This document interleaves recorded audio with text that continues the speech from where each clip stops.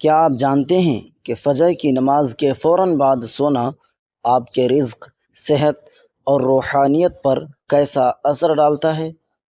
کیا یہ سنت کے خلاف ہے یا کچھ خاص شرائط کے ساتھ جائز ہے؟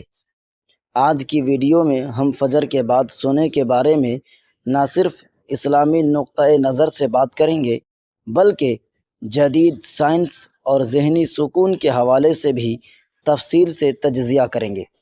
آخر تک ضرور دیکھیں، کیونکہ آخر میں ہم آپ کو ایک ایسا متوازن معمول بتائیں گے جو آپ کی دنیا و آخرت دونوں کو سنوار سکتا ہے۔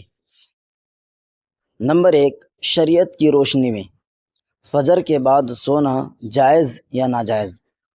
فجر کی نماز کے بعد سونا ناجائز نہیں ہے۔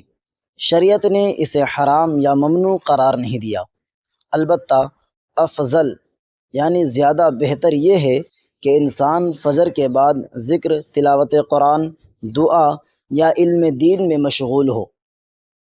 حدیث نبوی صلی اللہ تعالیٰ علیہ وسلم، نبی کریم صلی اللہ تعالیٰ علیہ وسلم کی سنت تھی کہ آپ فجر کے بعد ذکر اللہ کرتے اور طلوع آفتاب تک بیٹھے رہتے۔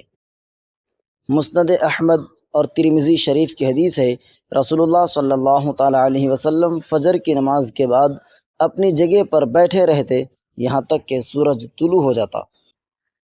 کیا سونا منع ہے؟ علماء نے لکھا ہے کہ اگر کوئی تھکا ہوا ہے یا رات جاگ کر عبادت کی ہے یا کام کی نوعیت ایسی ہے کہ صبح آرام کرنا ضروری ہے تو سونا بالکل جائز ہے۔ نمبر 2، صحابہ و سلف صالحین کا معمول۔ بہت سے صحابہ اور تابعین فجر کے بعد ذکر و تسبیح میں مشغول رہتے۔ امام شافعی فرماتے ہیں فجر کے بعد سونا رزق میں کمی کا باعث بن جاتا ہے۔ نمبر 3، سائنسی اور طبی پہلو۔ ذہنی صحت پر اثر۔ فجر کے بعد جاگنا دماغی صحت کے لیے مفید ہے۔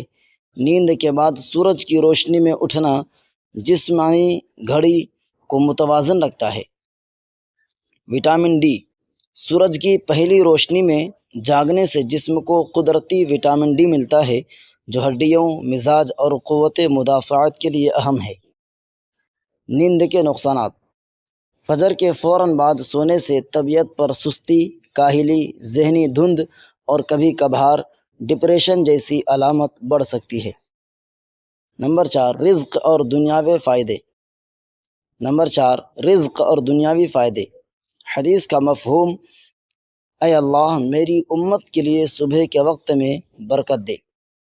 نبی کریم صلی اللہ تعالیٰ علیہ وسلم نے صبح کے وقت میں برکت کی دعا فرمائی ہے، اس لیے فجر کے بعد جاگنا رزق میں کشادگی، کاروبار میں برکت اور کام کی بہتری کا سبب بن سکتا ہے۔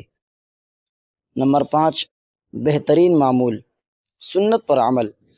فجر کے بعد کچھ وقت اذکار و تلاوت میں گزاریں، اشراق کی نماز ادا کریں، طلوع آفتاب کے 20 یا 15 منٹ بعد 2 رکعت نفل۔ اگر ضرورت ہو تو اشراق کے بعد تھوڑا سا آرام کر لیں۔ دن کے آغاز پر کچھ مفید کام کریں، مطالعہ، ورزش یا کام کی تیاری۔ نمبر 6، خلاصہ۔ فجر کے بعد سونا جائز ہے شرعی حیثیت سے۔ بیدار رہنا افضل ہے سنت نبوی صلی اللہ تعالیٰ علیہ وسلم۔ جاگنے میں زیادہ رزق و برکت، جاگنے میں بہتری، صحت پر اثر۔ سونا جائز ہے ضرورت ہو تو۔ اگر آپ چاہتے ہیں کہ آپ کے دن میں برکت ہو، ذہن صاف ہو، جسم توانا رہے اور اللہ کا قرب حاصل ہو تو فجر کے بعد تھوڑا سا وقت اللہ کے ذکر اور قرآن کے ساتھ گزاریں، اور اگر نیند ضروری ہو تو اشراق کے بعد آرام کریں۔ دن میں توازن ہے، سختی نہیں۔